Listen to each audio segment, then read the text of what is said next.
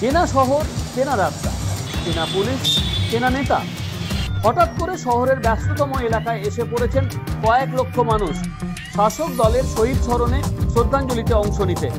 স্বভাবতই তীব্র যানজটে জনজীবন বিপর্যস্ত হবার কথা, কিন্তু আদালতের নির্দেশে পুলিশ প্রশাসনের সদিচ্ছায় কি না হয় তাও দেখল শহরবাসী 21শে জুলাই। শুধু কয়েকটি গুরুত্বপূর্ণ সিদ্ধান্ত নেওয়া।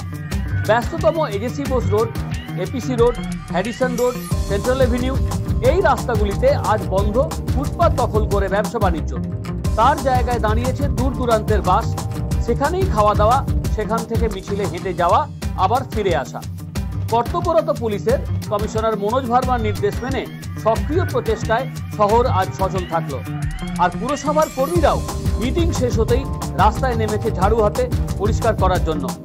বিরাট কিছু নয়, কিন্তু এই উদ্যোগ নাগরিকদের কাম্য, নিশ্চয়ই বাড়াবাড়িও নয়। Bureau report, Bangabarta.